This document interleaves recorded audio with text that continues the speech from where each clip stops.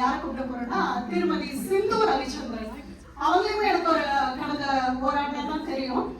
சிந்து வந்து கவிதை எழுதுவாங்க அப்படின்னா எனக்கு அறிமுகமானாங்க. அவங்களோட ஸ்டேட்டஸ் ரீல்ஸ் எல்லாம் பார்க்க, ஓ மியூசிஷியனா, ஓ பாட்டு பாடுவீங்களா, ஓ டான்ஸ் ஆடுவீங்களா அப்படின்னு இன்னும் இருந்துகிட்டே இருக்கு. தாய்மொழி தமிழின் மீது ஏற்பட்ட ஈர்ப்பால் அதனுடன் ஆழமாக தன்னை இணைத்துக் கொண்டவர் இவர். சிறந்த வீணை மற்றும் பரதநாட்டிய கலைஞர். தமிழ் மொழியின் மீதான பற்றால் தற்போது ஃப்ரிஸ்கோ ஈஸ்ட் MTA ஃப்ரிஸ்கோ ஈஸ்ட் தமிழ் பள்ளியில் தன்னார்வலராக ஆசிரியராக பணியாற்றி வருகிறார். வருக சிந்து ரவிச்சந்திரன்.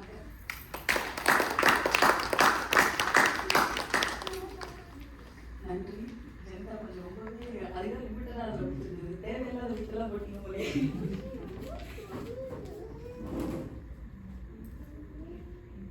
அதில் தலைப்பு போடலை, பெரிய ஒன்றும் தலைப்பு கிடையாது. ஒன்றின் கீழ் ஒன்றாய் கவிதையில் நான்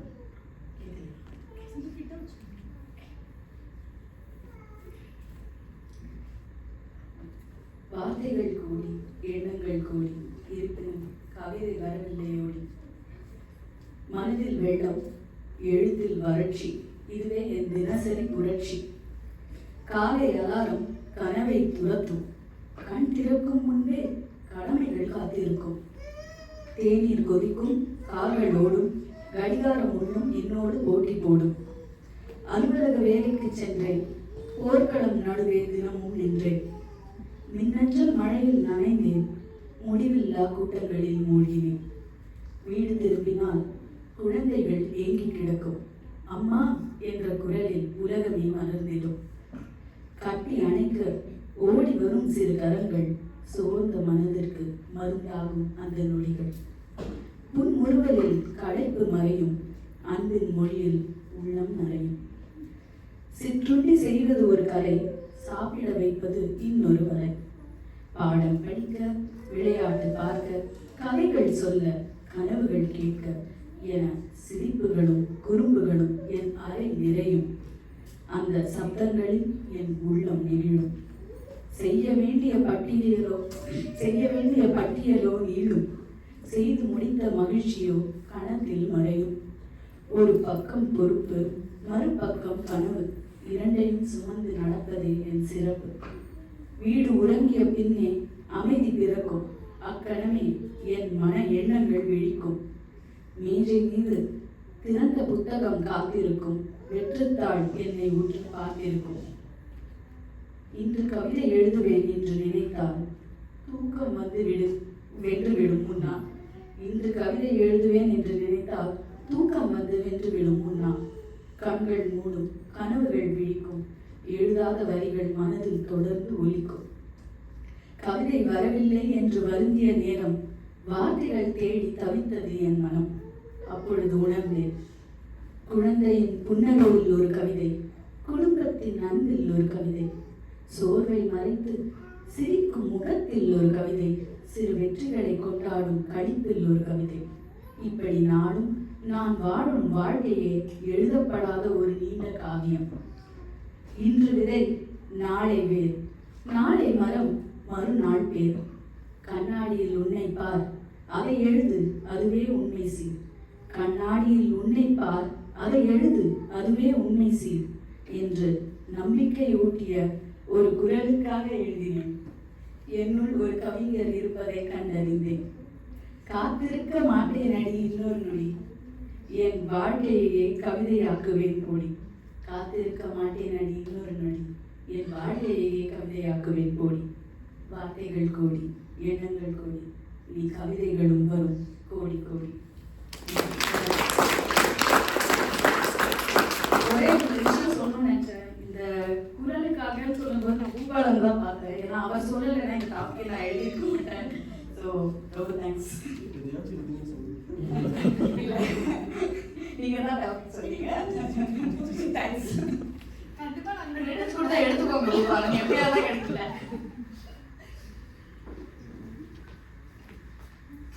நன்றி சிந்து. இப்படிக்கு நான் அப்படின்னு ரொம்ப அழகா சொன்னீங்க. கடிகாரத்துக்கு பின்னாடி நம்ம எல்லா நாளும் நம்ம எப்படி ஓடிக்கிட்டு இருக்கோம், அங்கேயும் கவிதை அப்படி கிடைக்குமா எப்படி கிடைக்குமான்னு தேடுறோம். கடைசியில உங்களுக்குள்ளேயே கவிதையை தேடுங்க அப்படின்னு ரொம்ப நல்லா சொன்னீங்க. அடுத்து நம்ம கூட பேச வர போறவர் பிரிஸ்கோ ஈஸ்ட் தமிழ் பள்ளியின் முதல்வர். இவர் வந்து எம்டிஏ நண்பர்களின் ஊக்கத்தால் தான் வந்து மறுபடியும் கவிதை எழுத ஆரம்பிச்சிருக்காரு. பல வருடங்கள் வந்து ரொம்ப பிஸியா இருந்து மறந்து போன படிக்கும் பழக்க வழக்கம் இன்னைக்கு வந்து மீண்டும் அவரோட வாழ்க்கையில வந்து சேர்ந்திருக்கு. இந்த புது பயணத்துல வந்து முதல் படியா அவரோட கவியரங்க மேடையில வந்து இன்னைக்கு நம்ம முன்னாடி பேச போறாரு. இது அவருடைய முதல் கவியரங்கம். வாங்க சிவா.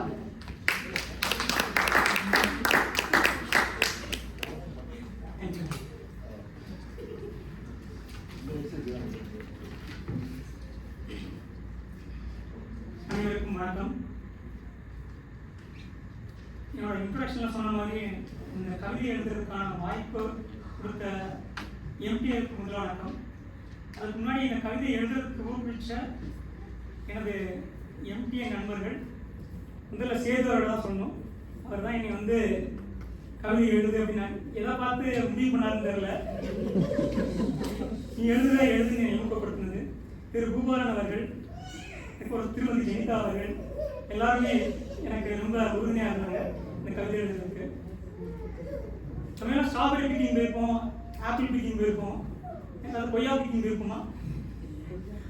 எங்களால் கொய்யா பிக்கிங் போகிறாரு. அவரை பற்றி தான் ஒரு கவிதை. என்னோட கவிதையின் தலைப்பு வந்து குருவியின் கூடு.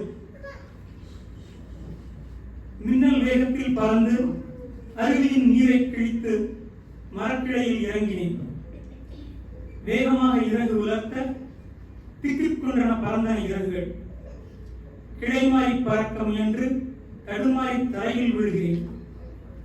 அலகுகள் பழுதானதுதான் மிச்சம். இனி பறக்கவே முடியாது என்றது உடல் மட்டுமே, மனதல்ல. மனிதா, உனக்கும் எனக்கும் 1000 வேற்றுமைகளும் மிகச்சில ஒற்றுமையும் உண்டு. உன்னை போல் நானும் ஓய்வு காலத்தில் அசை போடும் நினைவுகளுடன். அதிகாலையின் அதிசயம், சுறுசுறுப்பும் ஆர்ப்பரிப்பும் சங்கீத மொழியில் சொந்தங்களுடன் கலைத்த காலம். சொர்க்க பூமியில் ஒரே ஒரு கொய்யாமரம். குருவிக்கு ரொம்ப பிடிச்சது. பழம் பழுக்க வானம் பார்த்த பூமியாய் காத்திருந்த காலங்கள். குருவியை பேசதான் நினைச்சு எழுதினான். குத்த வச்ச கிளவி குறுக்கு வழியோட இடிச்சு தின்னு போட்ட வெத்தலை சக்கைக்கு மொத்த உசுரையும் பணையும் வச்சில்ல ஆளாய் பறந்தோம். சின்ன பையமக்க கவட்டையை எடுத்து கல்ல ஒழிச்சு குறிவாக்குறது ஏன் உசுருன்னு தெரியாம பறக்க பார்த்தது ஏன் தப்பா? உசுரெடுக்க வந்த கல்லு மரக்கிளையில் பட்டு மட்டமெல்லாம் தரைக்கு போக ஆத்தே உழைச்சதில்ல உசுரு. மெத்த விட்டு குட்டி பாப்பா பட்டு பாவாடை கட்டி அந்த பிஞ்சு கையில பிச்சு போட்ட ரொட்டியும் பொரியும் தானே எங்க சாப்பாடே. கூட்ட கட்டி பொத்தி வச்ச முட்டையை பறிகொடுத்து குரலடுங்கி கத்துன காலமெல்லாம் கனவா போகாது. ஒசர பறக்க எண்ணமும் இல்லை, யாரும் உசுர பிடிச்சு கொல்லவும் இல்லை. வந்த வழி மறந்து போக மதுகிழங்கி மண்ணில் விட ஒத்த சொட்டு ரத்தத்தையும் வரைய வச்சானே.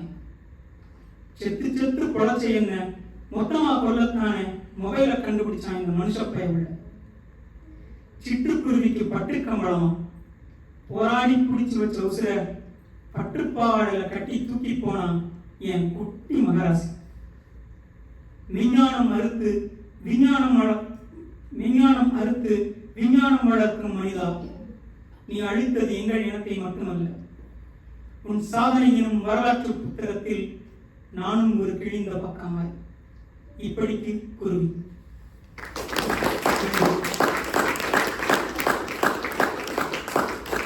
நன்றி சிவா. ரொம்ப ஒரு ஆக்கப்பூர்வமான உணர்வுபூர்வமான ஒரு கவிதை இல்லையா? ஆக்சுவலா இந்த இடத்துல ஒன்று சொல்லிக்கலாம், அவரோட கவிதை நல்லா இருக்குன்னு பொதுவாக சொன்னாங்க. ஒரு கவிஞன் வந்து எப்பயுமே நான் கவிஞர் சொல்லி வார்த்தையோட அடர்வோடு பேசிக்கிட்டே இருக்க போறது இல்லை. அவனோட கவிதைங்கிற பக்கம் வரும்போது தான் அவனோட திறமை காட்டும். மற்ற இடத்துல ஒரு சராசரி மனிதனாக இருக்கும். சிவா ஒரு நல்ல எடுத்துக்காட்டு. ரொம்ப கலோக்கிலா ஜாலியாக பேசினாலும் கவிதை வந்து அவரோட வார்த்தை அவரோட எப்படி பேச எல்லாமே மாறிச்சு. அதுதான் இந்த மேடையும் இந்த மைக் இந்த தமிழ் நமக்கு நம்மளை மாற்ற ஒரு இது. அந்த வகையில ரொம்ப நன்றி சிவா. ரொம்ப நல்ல ஒரு அழகான இது. வார்த்தைகள் எல்லாம் வைரமாகவும் முத்துவாகவும் இருந்தது இல்லையா? ரொம்ப நல்லா இருந்துச்சு. ரொம்ப நம்ம ஊரு 100 வாசத்தோடு இருந்தது மகிழ்ச்சி. அடுத்தது ஒரு இயற்கை சார்ந்தது, எப்படி ஒரு கிராம குருவியிலிருந்து இயற்கை சார்ந்து கொண்டு போற மாதிரி அடுத்த வர கவிதை இதுவும் ஒரு இயற்கை சார்ந்த ஒரு கவிதை சொல்றதுக்காக வருகிறார் சந்துரு. இவர் வந்து ரொம்ப ஹம்பிளா பேசினாலே தெரியும், ரொம்ப ஹம்பிளா நம்மளா ஒண்ணு இல்லைங்க அப்படிங்கிற மாதிரி பேசுவார். பட் பல திறமைகளை கையில் வைத்திருக்கிறார். அவர் வந்து அவங்க குடும்பத்தில் இருக்கிற பசங்களை எப்படி கொண்டு போகிறது, அவங்க ஃபேமிலியே ஒரு தமிழ் சார்ந்த ஒரு குடும்பம், அந்த வகையில் ஒரு மிகப்பெரிய பாடம் தர வேண்டியது. தமிழ் ஆண்டு விழாக்கள் அவங்க எடுத்துக்கொண்ட அந்த டிராமாவாக இருக்கட்டும், அவரோட முக்கியமான அவரோட கண்டென்ட் எல்லாமே வந்து ரொம்ப கூர்ந்து கவனிக்கப்பட வேண்டிய ஒன்று. அவரும் ரொம்ப கூர்ந்து கவனிக்கப்பட வேண்டிய ஒருத்தர். அந்த வகையில் இந்த அடுத்த கவிதை வாசிப்பதற்கு அன்புடன் திரு சந்துரு அவர்கள் வரவேற்கிறேன்.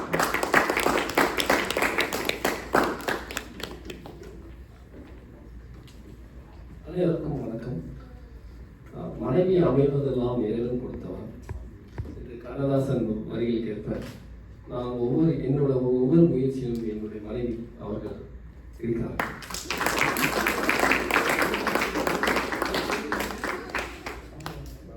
தேவதுர தமிழோசை உலகமெல்லாம் பரவும் வகை செய்தல் வேண்டும் என்று பாடிய மகாகவி பாரதியாரின் தமிழுக்கு அமுதென்று பேர், அந்த தமிழின்ப தமிழங்கள் உயிருக்கு என்று பாடிய பாவேந்தர் பாரதிதாசையும் வணங்கி என்னுடைய கன்னி கவிதையை முன் வைக்கவில்லை.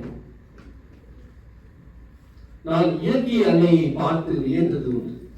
சோதனைகள் பல வந்தாலும் எப்படி இந்த உலகத்தை பார்த்து அரவணைத்துக் கொள்கிறார். இப்போது நான் இயற்கையின் குரலாக மாறி அதற்கு ஏற்படும் துன்பங்களை எடுத்து கூற முயற்சிக்கிறேன். என் தலைப்பு இயற்கையின் குரல். சுடர் ஒளி வீசும் சூரியன், புன்னகைக்கும் நிலா, மின்மிருக்கும் விண்மீன்களை கொண்டவனாய், குடையாய், மழை வெயிலை தருபவனாய், அண்ணாந்து பார்க்கும் உயர்ந்தவனாய் திகழும் ஆகாயமான நான் மாநிலா, உன் ஆர்வத்தால், ஆசையினால், போட்டியினால் தொழிற்சாலையை நிறுவி விமானத்தில் பயணித்து செயற்கைக்கோளை அனுப்பி விண்கலத்தை ஏவி ஓசோனின் ஓட்டை போட்டு என் இதயத்தை துளைத்தாய். விளைவு சமநிலையற்ற தன்மையை காலநிலையிலும் வெப்ப சலனத்திலும் ஆகாய கங்கையிலும் நிற்கவே உருவாக்கினார். சில நேரங்களில் என் கோபத்தை மின்னலாகவும் இடி முழக்கமாகவும் வெளிப்படுத்துகிறேன். என் கோபத்தை மின்னலாகவும் இடி முழக்கமாகவும் வெளிப்படுத்துகிறேன். புரியவில்லையா? சிந்தித்து பார். ஒரு உயிர் மூச்சான காற்று நான். நகரமயமாக்கல் என்ற பெயரில் மரத்தை வெட்டி நச்சு புகையை கக்குகின்ற வாகனங்களை பெருக்கி என்னை அசுத்தம் செய்கிறாயே, இது என்ன நியாயம்? நியூயார்க் அழகான நகரம் அல்லவா? வினைத்தொடும் உயரமான கட்டிடங்கள், மெய்சிலிருக்க வைக்கும் சுதந்திர தேவியின் புன்னகை, கம்பளியை விரித்தார் போல பாலங்கள், எவ்வளவு அழகு! திடீரென்று அங்கு ஒரு கூக்குரல். யாரது? அம்மா, மூச்சு விட முடியவில்லை, முடிந்தளவு மூச்சை இழுத்து பிடி, இங்கிருந்து சென்று விடுவோம். கேட்டது அம்மாவின் குரல். சிறு துளிகள் அசையாமல் நின்றே நான். காற்று புகையை பிடித்து உன்னை அழித்து அப்பாவி மக்களையும் துன்புறுத்துகிறாயே. என்னால் அனைத்து உயிர்களும் வாழ்கிறது என்று நினைத்தேனே. என்னால் அனைத்து உயிர்களும் வாழ்கிறது என்று நினைத்தேனே. சிந்தித்து பார். பூமியான நான் கடல், நிலம், மரம், செடி, கொடி, உயிர்கள் என்னுள் அடக்கம். தண்ணீர் என் உயிர் நாடி, காற்றோடு நான் சுவாசிக்கும் மூச்சு, மலையோ என் கைகள். நீ வாழ்வதற்கு என்னை தோன்றினாய், பொறுத்துக் கொண்டேன். உன் கூர்மையான கருவிகள் என் இதயத்தை துளைக்கிறது. இயற்கைக்கு புறமான கட்டிடங்கள், அவதியில் 50 ஜீவராசிகள், அவதியில் 50 ஜீவராசிகள்.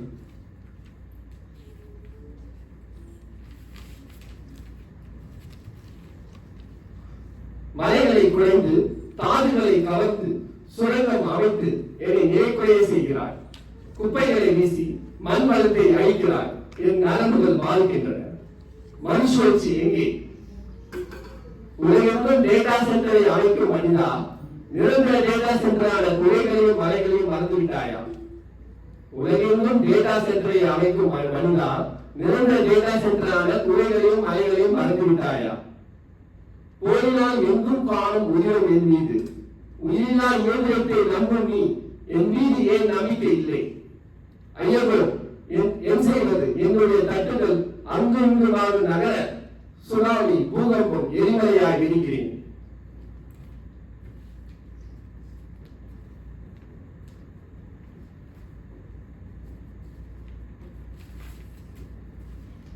இதனால் பல கிராமங்கள் ஜோஷ்மத் போல, இது இந்தியாவில் உள்ள, இதனால் பல கிராமங்கள் புதைக்கிறேன். ஜோஷ்மத் போல, இது இந்தியாவில் உள்ள ஒரு கிராமம். அமைதியாக வாழ்ந்து கொண்டிருந்த நான் இப்பொழுது தண்ணீரை குறைந்து காணாமல் போய்விடுவேனோ? சிந்தித்துப்பார். தண்ணீரான நான் குறையாய் மழையாக வந்து பூமியை குளிர வைத்து ஆறாக மாறி விவசாயிக்கு நண்பனாய் ஊரெங்கும் செழிப்பை உருவாக்கி கலையை கலைக்கிறேன். எண்ணற்ற மகிழ்ச்சியில் நீயோ மரங்களை வெட்டி மாளிகையை கட்டி அதில் குளிர் காய்கிறாய். இதனால் மழை குளிர்ந்து பூமி வறண்டு விலங்குகளும் பறவைகளும் தண்ணீரின்றி அலைகின்றன. வழி மீது வீடு வைத்து காத்திருக்கும் புற்களுக்கு என்ன பதில்?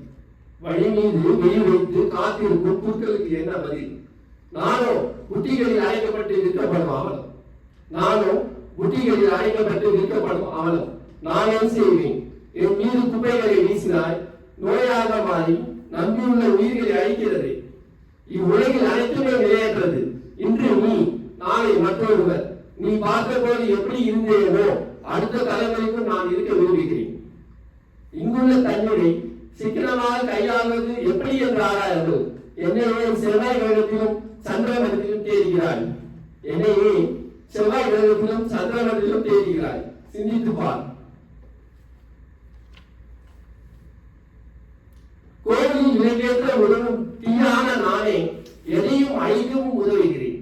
விலக்கேற்றும் பொழுது எனக்கு நன்றி சொல்லும் நீ உன் அலட்சியத்தால் விபத்து ஏற்படும் போது என்னையே பழிக்கிறாய். சூழலை மாசுபடுத்தியது நீ, உலகை வெப்பமயமாக்கியது நீ, ஐம்பூதங்களிலும் மாற்றங்களை கொண்டு வருவது நீ. இதன் பயனால் காட்டுத்தீயாய் நான் பரவினால் என்னையே பழிக்கிறாய். சிந்தித்து பார். எப்பொழுது மின்சாரம், இணையம், கைபேசி இல்லையோ அப்பொழுது மனிதன் என்னை நினைப்பது உண்டு. ஆனால் சிலர் எனக்காக குரல் கொடுப்பதை பார்த்து என் மனம் அமைதியடைகிறது. இந்த வாய்ப்பு அனுப்பி நன்றி கூறி நன்றி.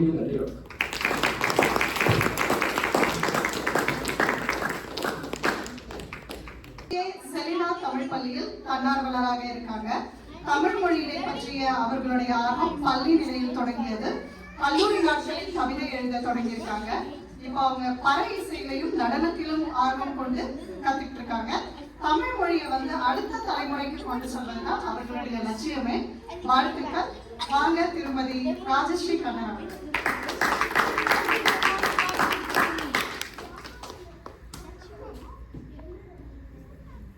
இன்னைக்கு என்னோட கவிதை ஒரு துளி வானம்.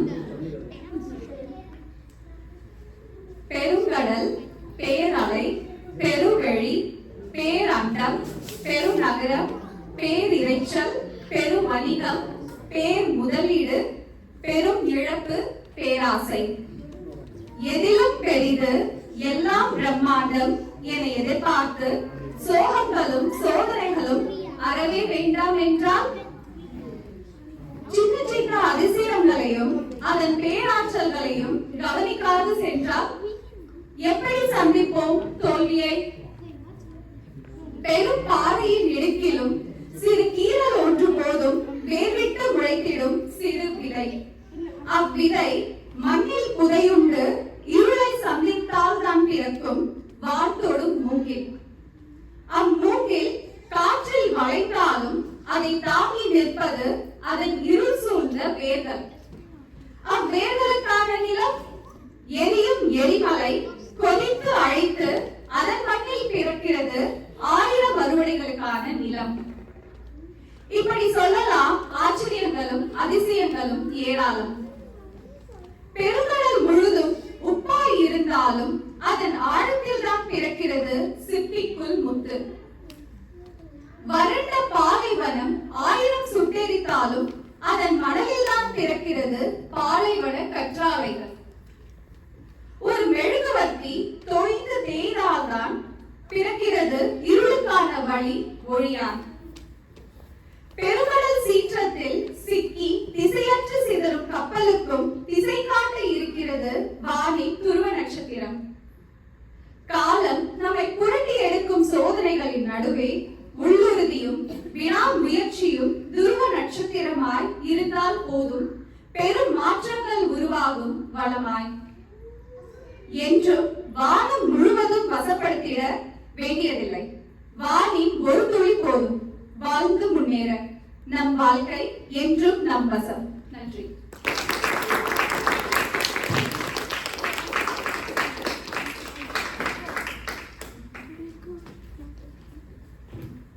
நன்றி ராஜி. ரொம்ப கவிஞர்கள் உங்க எல்லாத்தையும் படிக்கிறதோட நாங்களும் ஒரு ஆரம்பமா படிக்கணும் ஒரு ஆரம்பத்துல தான் நாங்க அடுத்து வந்திருக்கோம்.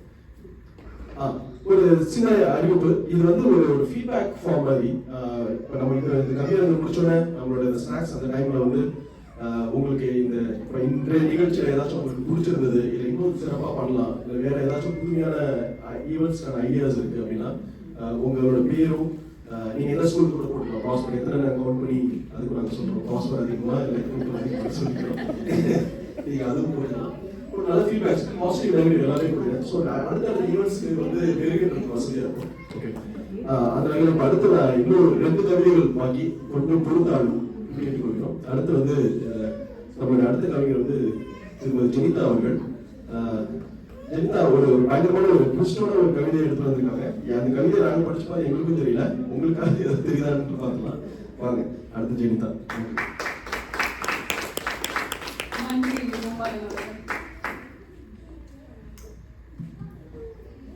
காதலர்கள் கூட பிரிந்து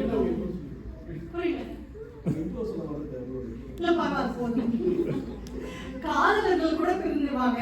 ஆனா காதலையும் கவிதையும் பிரிக்க முடியாது இல்லையா? யாராவது காதலை பத்தி எழுதுறீங்க அப்படின்னு நினைச்சேன். சரி, ஓகே, நான் எழுதிடலாம். எதுவும் காதல் எழுதி வரல அப்படின்னு நான் எழுதிடலாம் இருக்கேன். என்னுடைய தலைப்பு வந்து முக்கோண காதல். பெண்கள் மேல்நிலை பள்ளியில் 9ஆம் வகுப்பில் நான் பித்தகோரஸ் தேற்றத்தில் தெரிந்ததென்னவோ அவன் முகம்தான். இடைவேளை பொழுதுகளில் எட்டி எட்டி பார்த்திருப்பேன். அவன் வந்திருக்கானா? எனக்கும் முன்னதாக அவனை எதிர்பார்த்திருப்பால் என் தோழி எழிலாவும். எத்திராஜ் கல்லூரியிலும் இடம் கிடைத்தாகிவிட்டது. பிரமிடுகள் பற்றிய பேராசிரியரின் பாடம் அன்று. என் நினைவுகள் எல்லாம் அவனை சுற்றியே. என் அழகிய அதிசயம் அவன்தான் என்றேன். எனக்கும் தான் என்கிறார் என் தோழி அனிதாவும். காலையிலேயே அவனை கேண்டீனில் பார்த்தாராம். இன்று பணியிலும் சேர்ந்து விட்டேன். அவனை மட்டும் மறக்கவில்லை. பல்லாவரம் ரயில் நிலையம், மழை மாலை நேரம், மகளிர் ரயிலில் படிக்கட்டு வாசலில் பயணித்திருந்தேன். சில்லென்ற ஈரக்காற்றும் மனம் திருடிய மண் வாசமும். இந்த நொடி என் எதிரே அவன் இருந்துவிடக் கூடாதா? கண்மூடி நினைத்திருந்தேன். எண்ணி முடிப்பதற்குள் எதிரே ஒரு குரல், 4 வாங்கியா? ஆஹா, அதிசயம்! அவனை ஆசை கீழ அள்ளிக்கொண்டேன் 50 ரூபாய்க்கு. அன்பே, அழகனே, என் முக்கோண முகத்தோனே, ஆறுயிரே, சமோசா. நன்றி.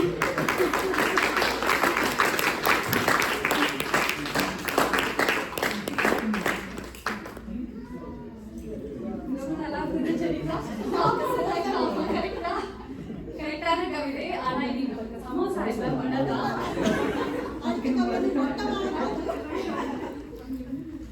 அடுத்து வந்து நம்ம கூட வந்து பேச போறவங்களை பத்தி நம்ம அறிமுகமே வந்து தேவையில்லை. அவர் வந்து ஒரு சகலகலா வித்தகர் அப்படின்னு நம்ம சொல்லலாம்.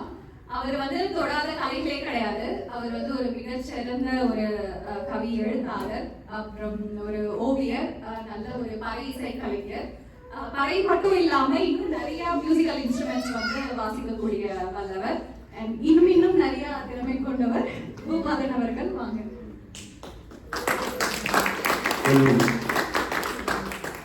இந்த கவிதையோட உங்களை எல்லாம் நாங்க டார்ச்சர் பண்றது இது தமிழ்ல இவ்வளவு நேரம் காத்திருந்தது ரொம்ப மிகப்பெரிய மகிழ்ச்சி. ரொம்ப மிக நன்றி.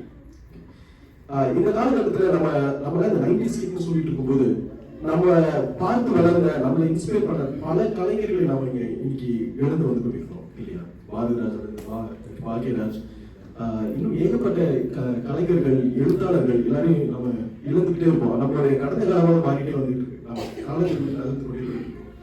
ஸோ அந்த வகையில இந்த கவிஞர்களுக்கு சார்ந்து இங்க நம்ம எல்லாத்துக்குமே ஒரு மிகப்பெரிய இன்ஸ்பிரேஷனா இருக்கிற ஒரு கவிஞரை பத்தி எழுதலாம் அப்படி சொல்லலாம் அப்படின்னு தான் ஒரு கவிதை.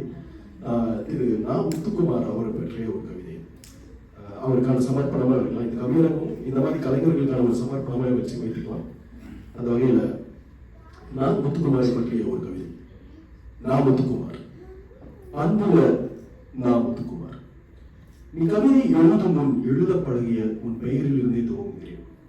உன் வயதோடு வளர்ந்த எழுத்தை இங்கு நானும் கொஞ்சம் கடன் வாங்குகிறேன்.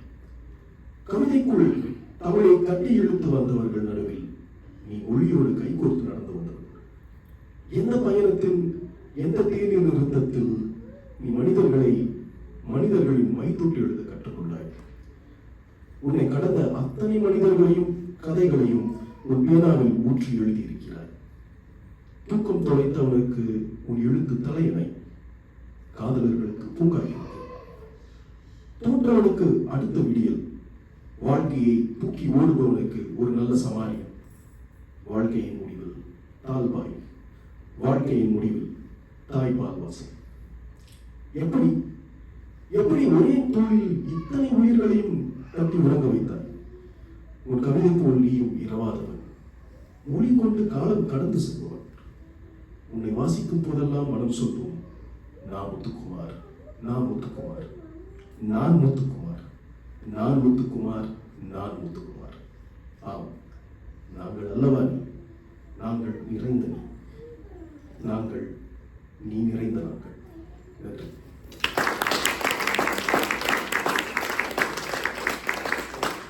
எல்லா கவியரங்கத்தை வந்து வெறும் கவியரங்கமாக மட்டும் இல்லாமல் கொஞ்சம் ஜனரங்கமாக மாற்றி அதை யோசிச்சிருக்காங்க. ஸோ அதுக்காக நம்ம மாற்றி யூஸ் சங்கத்திலேயே அவங்க நன்றியை தெரிவிச்சுக்கணும். நான் ஏதாவது நமக்கு பள்ளி முடிஞ்சிருச்சுன்னா முன்னே மாதம் முடிச்சிருக்கு பள்ளி தொடங்கிறதுக்கு இல்லைன்னா. ஸோ இப்போ நம்ம பண்ணியிருக்கோம். இது என்னுடைய வேண்டுகோள் என்னன்னாக்க நம்ம வந்து ஒரு ஒன்ஸ் எவ்ரி 3 months இந்த மாதிரி கல்யாணம் மாற்றலாம், பட்டிமன்றம், பேச்சரங்கம், இல்லை அது மாதிரி கம்ஷர்ஸ் மாதிரி எல்லாரும் அதுக்கெல்லாம் போட்டு நிறைய வரும். பள்ளிகளுக்கு போட்டி வச்சோம்னா அது ஒரு மாதிரி எல்லாருக்கும் ஒன்றா வச்சு படிக்கலாம். அதாவது இருக்கிற எல்லா பள்ளிகளையும் இணைத்து நல்லா வந்து போகிறேன். இன்னைக்கு நிகழ்ச்சி நல்லா நடந்து வச்சு ஃபீட்பேக் கேட்டுருக்காங்க. உங்களுக்கு என்ன தோணுதோ மனதில் எழுதி கொடுங்க. அதை பார்த்துட்டு இந்த குழு வந்து கண்டிப்பாக இந்த குழுன்னு சொன்னால் அதில் வந்து சேது, பூபாலன், ராஜஸ்ரீ, ஜனிதா, அப்புறம் 5வது ஆள் இருக்காங்க, 4 பேர் தான்.